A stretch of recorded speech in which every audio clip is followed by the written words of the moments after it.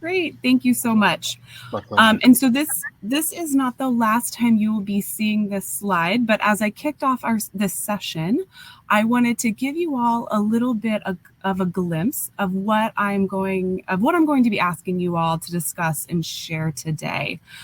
So again, please do not feel stressed to memorize this. This is really kind of just to get your thoughts going as I give a very quick overview of my office so you all can have an understanding of kind of the perspective that I'm bringing, and also kind of the work that we do within our office as well.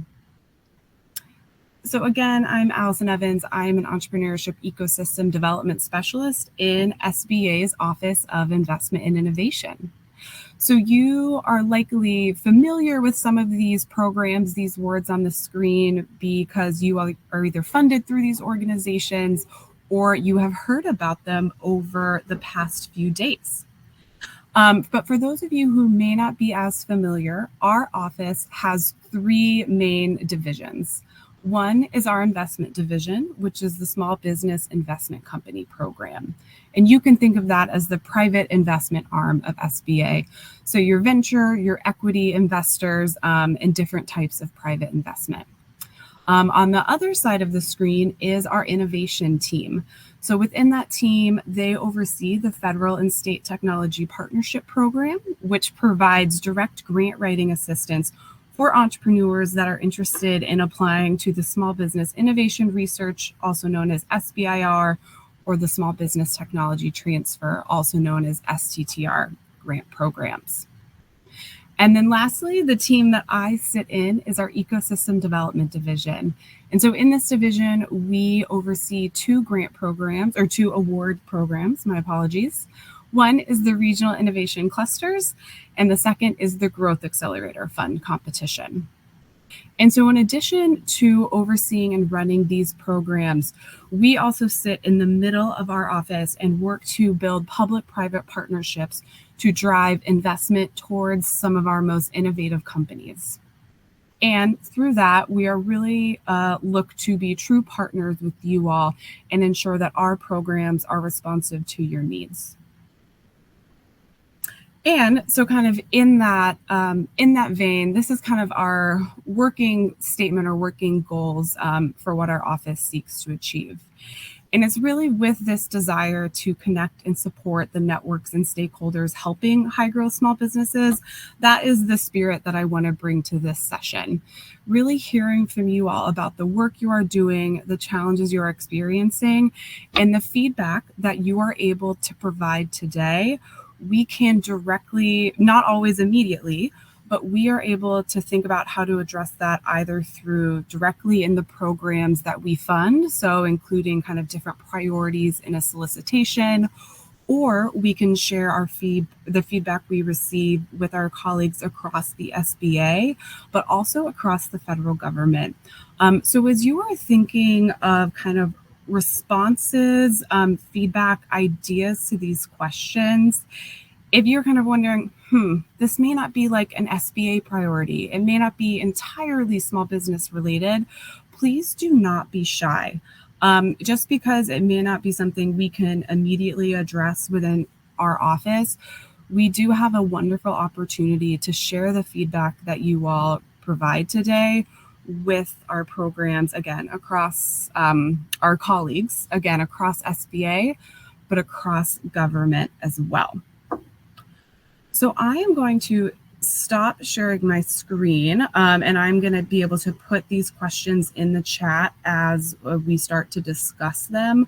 But I'm going to stop sharing my screen so that I can actually see all of you. So I'm going to take one pause on the content and cover a couple of housekeeping items. So again, this session is really meant to be interactive. So at the top of your screen, you should see a big red button that says start or stop sharing audio video. If you would like to provide feedback to any of those questions you just saw, it would be wonderful if you could start sharing your audio, and then you're going to be able to come off of mute and directly talk with all of us. If for some reason or another you are not able to share your audio or prefer not to, please do not think that does not mean you can provide your feedback. Please use the chat. And so I do ask you, if you are providing feedback in the chat, please put the number of the question that you are responding to, just so we kind of know the context with what you are sharing. And additionally, it looks like we have about a little over 20 people with us currently. Some additional folks could join us throughout the session. So really in the spirit of providing an opportunity for everyone to provide their comments, please try to keep your feedback to about 90 seconds. And then I will be rapidly taking notes. And then if I have any clarifying questions for you, I will make sure to ask. So does anyone have any kind of questions before we get started?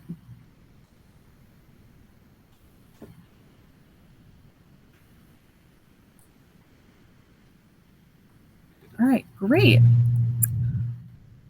Well, so our first discussion question for the day is, and I'm going to put it in the chat as well, so do not feel the need to memorize it, is what is the mission of your ESO, your Entrepreneur Support Organization?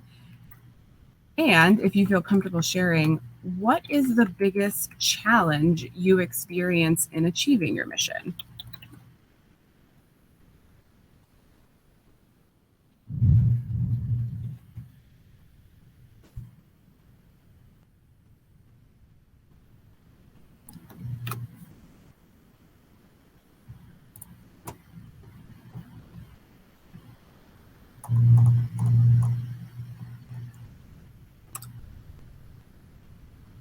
Is anyone willing to be the first brave person to come off of mute?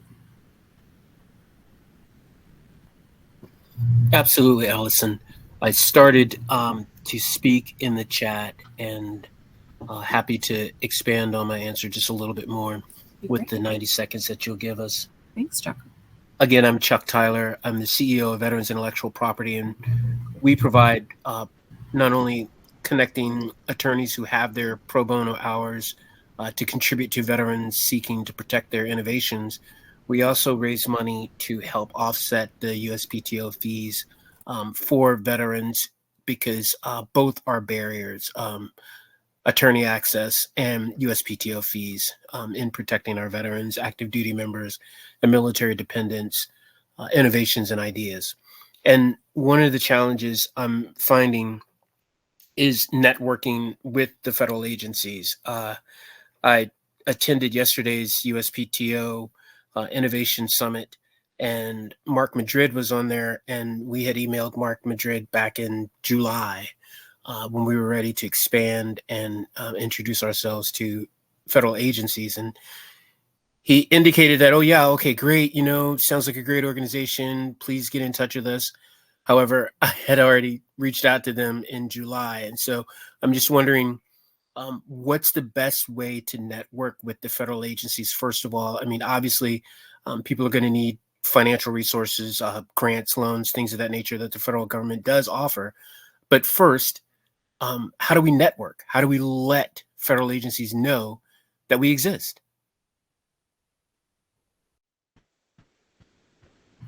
Chuck, thank you. Thank you so much for providing that. And certainly, I don't think the first person to experience this challenge, and it is so incredibly valid, especially when we heard in the last session, right? Like some people aren't even aware that they can try to connect with federal program managers or officials. But then when you do realize you have that option, what is kind of the best way to go about doing that, and to get in touch with the right folks and to receive a response? So I'm wondering, does anyone else who is willing to come off of mute and share their experiences, have you had this challenge? And if so, have you had a way that you feel is best to overcome that challenge? And if you are just joining us, you should see a big red button in the top right hand of your screen that says start sharing audio and video. Please feel free to share so we're able to hear your contributions and your feedback. So Jacob, thank you so much for sharing in the chat. Oh, and we just got a note from our organizers. Share audio and video, blue button found at the top of your screen. So blue or red, sorry for misidentifying the color, Jessica. Thank you so much. So Jacob, I'm seeing in the chat from you, I think the biggest challenge is artificial silos and the inability to recognize ecosystems as complex adaptive systems. There's so much work to be done around the ecotones and edges of our ecosystems and to connect disconnected ecosystems that can learn from each other. The Ecosystem Building Leadership Network is doing a lot of great work in this area and should perhaps be more integrated into the federal funding programs. Jacob, thank you for that. Much appreciated. Sorry, that was a lot. No, it's good. Is there anything that maybe you want to emphasize you think isn't as easy to express in the written word? No, I just think that network is amazing, and it's been really cool to connect with federal agencies, rural, urban, international, and to learn from each other. And I think more of that sharing going forward is going to be really important for like the increasing complexity of the world. Yeah, absolutely. Well, and Jacob, too, I hope I'm not taking too much leeway in connecting a little bit of that with Chuck's comment as well. But I do know those networks a lot of times can attract federal program managers. So I think, Chuck, that is maybe one way of kind of getting looped in with that network, because there are some federal colleagues that are involved. And the more we see these groups that are bringing together federal officials, local and state government officials as well with our private sector partners, that helps to better drive those kind of back and forth communication channels. So does anyone else want to share about the mission of your ESO or some of the biggest or one of the biggest challenges you experience? And feel free to share your audio or provide your feedback in the chat. I'm not running an ESO. We're a support organization for networks, but I wanted to say to Chuck's question, like most networking, the most success that we've had in getting a hold of federal agencies is by looking on LinkedIn, seeing who we have a second degree connection to, and then getting warm introductions to actually get the people that we need to talk to on the phone.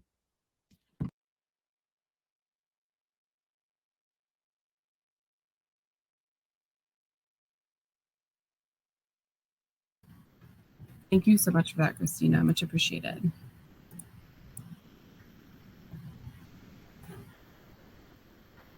Well, so to keep us moving, and please, if you continue to have thoughts or something kind of comes to mind, please don't feel like you can't address it to a previous question, even if we are moving on.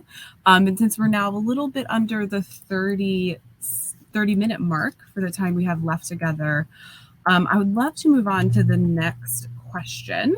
And I am again putting it in the chat. What is one organizational advancement you have made recently? And then how was it achieved? And so I just put that second question in the chat, but to give everyone a couple moments to consider it, I want to share a comment we received from Melina. So MBI's biggest issue lately has been our location. And I'm going to apologize in advance, any location in Massachusetts, I have a hard time pronouncing correctly. We are located in Worcester, Massachusetts, which is overshadowed by Boston, but we do love Boston. We are doing very well here, but we are really trying to make a name for Worcester. We were recently named in the top 15 talent clusters in the entire country. Melina, thank you so much for sharing that, kind of this idea of being on the periphery of these kind of really big metropolitan areas that maybe they themselves have made a name, but kind of don't want to take all of the energy out of the room. So thank you so much for sharing that. All right, so any comments on that second question? So what is one organizational advancement you have made recently, and how was it achieved? Hi, Susan, welcome. Hello. Were you coming on camera to share a response to the most recent question? Yeah, actually, that and the first one. Please. I'm a serial entrepreneur. I tell people I have 3 MBAs, and that means I have 3 massive business accidents. Mm-hmm. So you can laugh at that. But because of that, I really fell in love with how to help entrepreneurs and what I think in the entrepreneurial education is severely missing, and it sounds so simple, but but it actually would be an easy problem to tackle, because there's certainly fantastic entrepreneurial programs out there doing tremendous training. But what they're not, there's a gap in, there's a difference between access and affordances.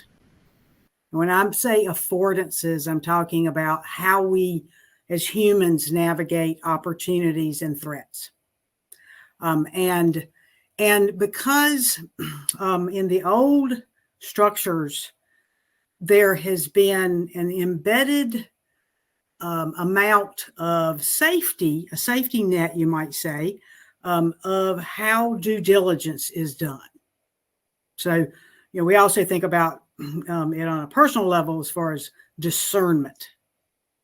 That takes metacognition. It takes critical thinking skills. And what I run into with very successful entrepreneurs, but especially with those that are just getting started, they really don't have a sense of structure and strategy, which are two different things. And there's a way to actually give them a tangible basis for understanding structure and strategy and due diligence. And that is through using negotiation as context for learning. And so when these companies are coming and they're trying to get access to capital, they end up wasting a lot of time because they don't know what they're asking for. They don't know what they don't know.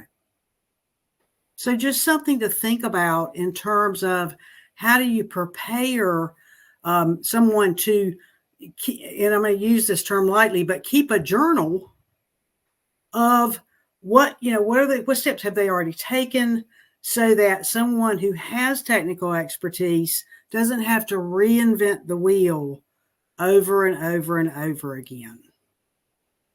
And then to the second one, I'm technical expert in organizational design, development, performance management programs. They're all built for a very stable environment, which we are not in today. And so one thing that I hear some of the lingo, and this is not by any means a criticism, it's just that when we use words like capacity and capabilities, there's no line of sight for them to understand what that means.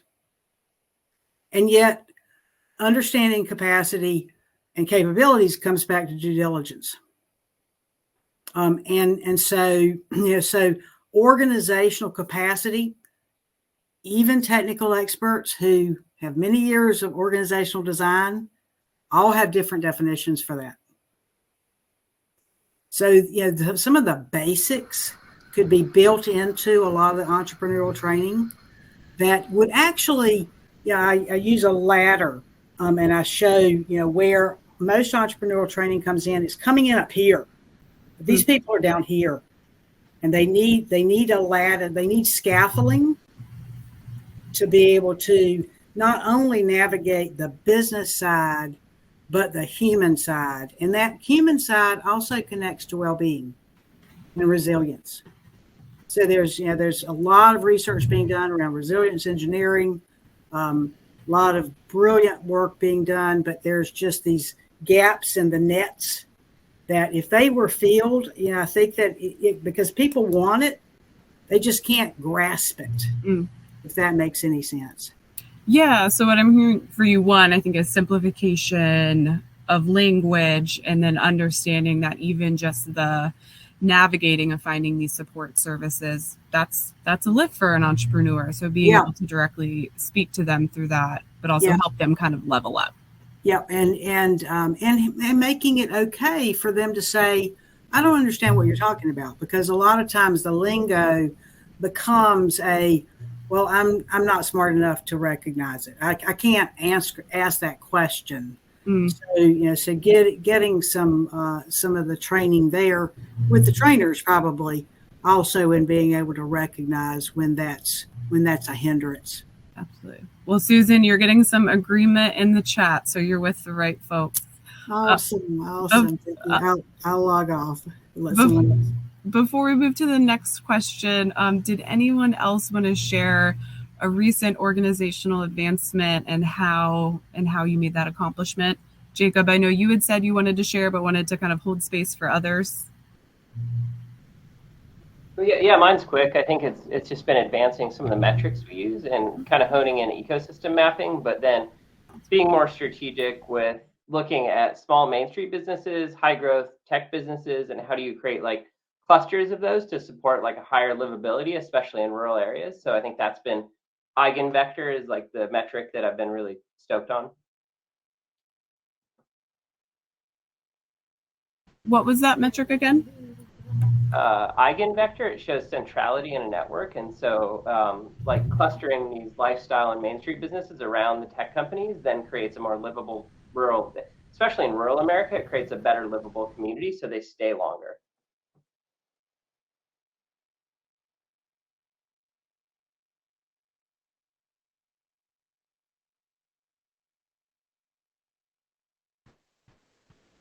All right, well, I will keep us moving to the next question. And again, for anyone that just joined us, please use the blue or red button at the top of your screen that says start sharing audio and video. If you would like to provide any feedback, if you do not have the capacity to share that, you can please participate fully in the chat. And so our next question, what types of assistance do small businesses need most in your community?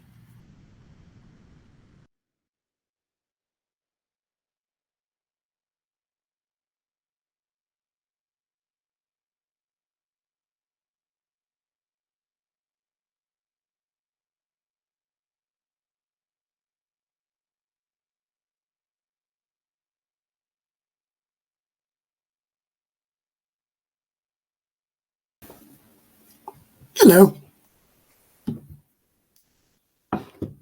Allison, you went on mute. I was saying welcome. Did you want to jump in on this question? Yeah, sure. What kind of assistance do our small businesses need? I'd like to think it's whether it's different for tech businesses as it is for a brick and mortar or someone wants to start a small store. For the small store starters, which probably isn't the reason we're all here, but that's basic understanding of how a business operates and funding and how to apply for a loan and then how to manage their business and not how to work in their business, concepts that they need to kind of get a better grasp on. And for the tech businesses, I think as Susan pointed out, the founders or the innovators coming in want to start with how great their prototype is, but they've skipped the first X number of steps in understanding, am I building a solid foundation for my business? And then what does that even mean? To that point, I usually describe it to my clients because I'm a small business advisor in innovation and technical in Vermont at the Small Business Development Center. What it means to my clients is they need to understand the landscape of the business they're operating in. And is that business viable? And it doesn't meet their needs. And I think when I work with them to answer those questions, if we get to the point where they can answer those questions, then they could decide whether, it's worthwhile moving forward, whether that's getting a patent, whether it's finding funding, or whether it's finding the right talent. So there's probably a lot of steps in there that I just talked about, but that was my answer. That's great. So Scott, yeah, kind of the main things I heard were really kind of understanding what are the foundations of your business, not jumping right to how cool the technology is, which I think is sometimes the more fun conversation, but how do you build everything else up to support the continued development of that technology or service? Yes. Thank you. Well, Scott, you're getting agreement in the chat, which is great to see. Does anyone else kind of want to follow up on anything Scott just shared, or do you have other types of assistance that you see your small businesses in your communities needing most?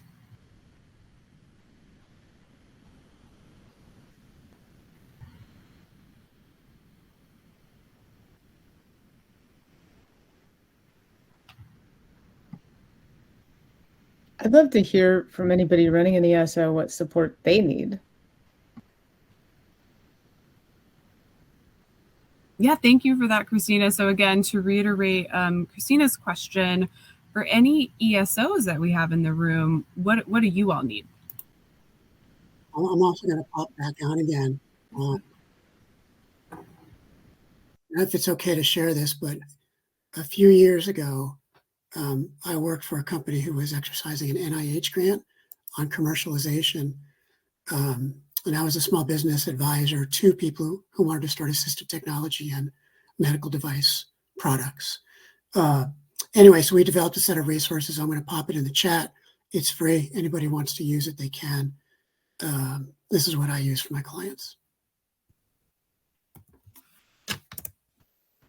Thanks for that, Scott. And then Tasha, I hope I'm pronouncing that name correctly. Apologies if not. Christine, in response to your question, what support do ESOs need? Tasha responded, broader network of mentors for startups. Absolutely. Thank you so much for that contribution. And then Scott, I'll also dropped in the chat the resource that he had just commented on. So make sure you click that and have it saved. So any other comments, feedback for types of small business assistance that your small businesses need most, or also that our ESOs need? I'm gonna drop back in one more time because I think there's also a need for the ESOs to get smarter in cybersecurity. I think there's a bigger push for it, and it feels like it's not in the top of my agenda to talk with my clients, but that's probably because I'm not a specialist at it. But. All right, well, I will keep us moving forward. Thank you already for everyone that is coming off mute, sharing your responses, either via your microphone or in the chat. I'm collecting all of it and is much appreciated. So moving to kind of one of the final questions, what challenges do you face in building partnerships within your ecosystem? And I'm putting that in the chat as well. Allison, I think I can speak to that one. So I'm with MBI, Massachusetts Biomedical Initiatives. I was commenting earlier in the chat. A big thing that we try to do is we work with startup companies and then help them commercialize, get the resources they need and all of that.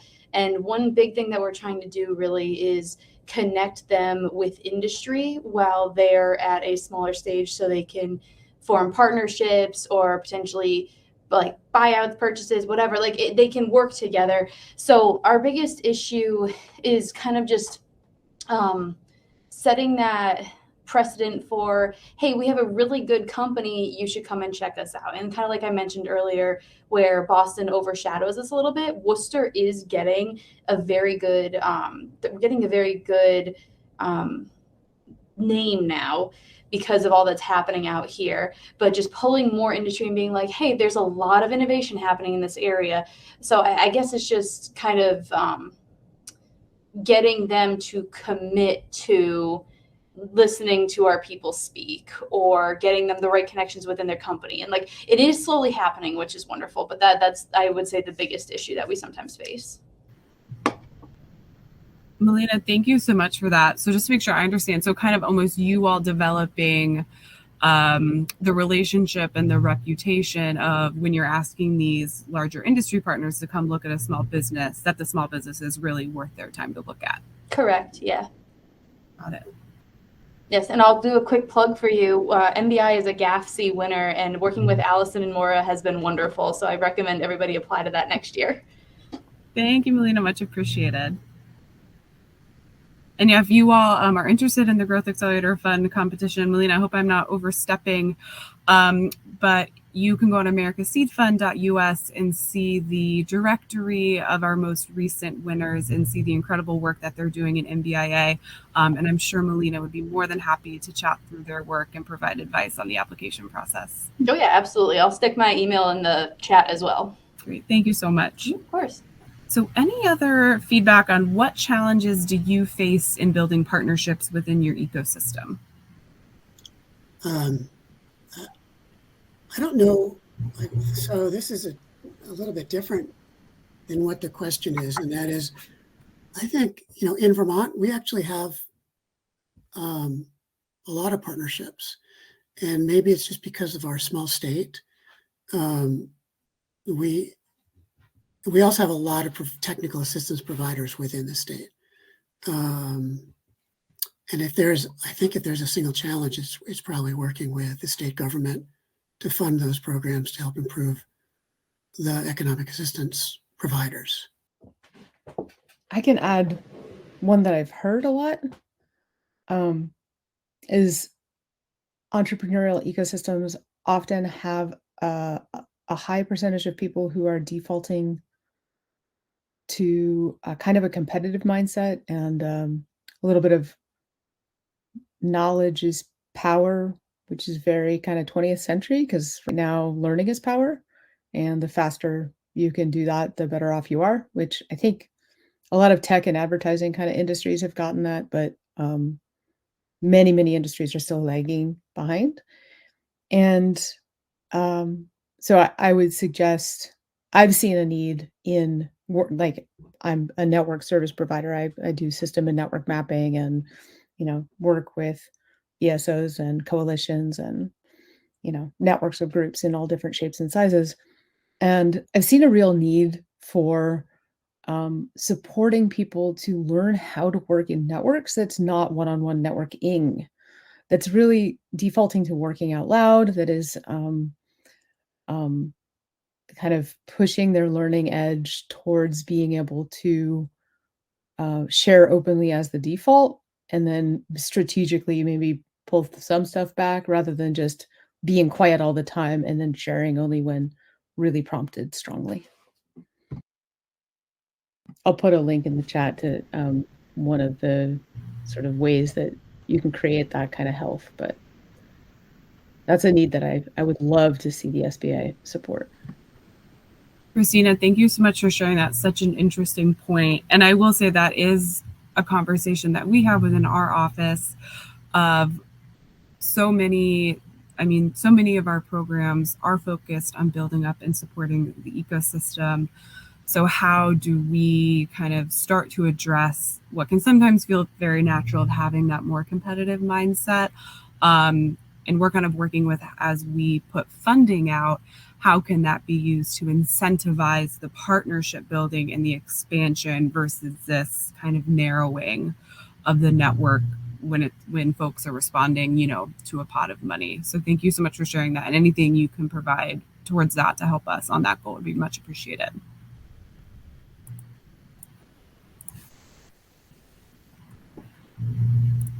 So does anyone else want to come off mute or share in the chat about challenges you are facing in building partnerships within your ecosystem, or kind of just really getting the ecosystem started in your respective areas or communities?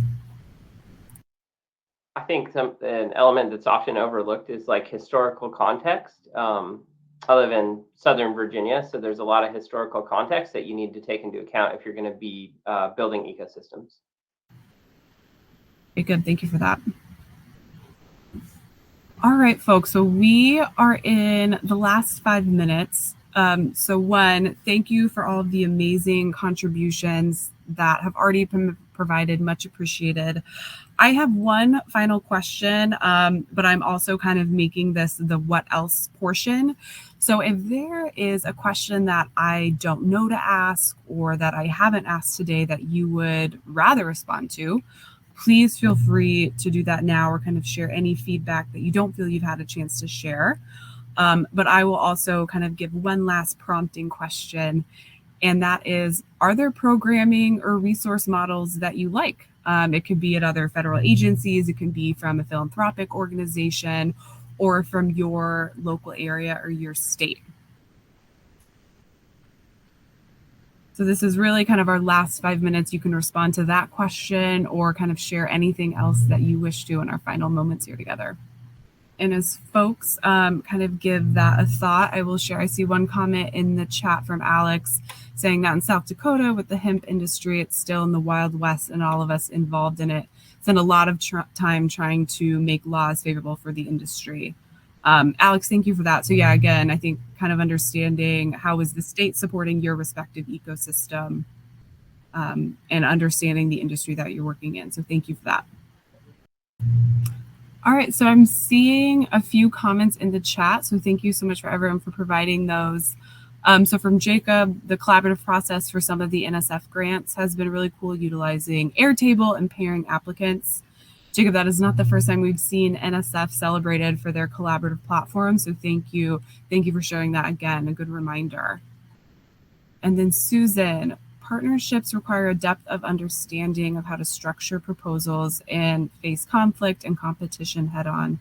Social scripts about win-win don't help those in the whirlwind. Practice has to be in a safe setting before negotiations can occur. Thank you for that, Susan. And then I see one question from Judith. So anyone, please feel free to message Judith directly or provide feedback in the chat. They work in the blue economy, which is an emerging ecosystem. Any words of advice on cooperation versus competition at early stage ecosystems? And Judith, I would initially recommend you to go to americaseedfund.us. Some of our Growth Accelerator awardees are specifically working within the blue economy, so there could be some good organizations for you to reach out to. And then so we have 1 minute left. So does anyone else want to come off mute and share final thoughts, words of wisdom for us? Allison, I was just going to add that one of the challenges some of the tech entrepreneurs have is finding skill sets that they don't have. They don't know where to look, and they don't know how to seek them out. So funding is one, but finding the team members to help them be successful is definitely a challenge for them. All right, well, so we are at the 25 mark on the hour. Thank you so much to all of you for participating. As you probably already gleaned, this was a bit of an experimental session for us within the summit. So really appreciate you all coming along with us and sharing the feedback. I will put my email in the chat. Please do not hesitate to reach out. And please, I'm excited to see you all on the main stage for our last few sessions of the summit. Thanks all.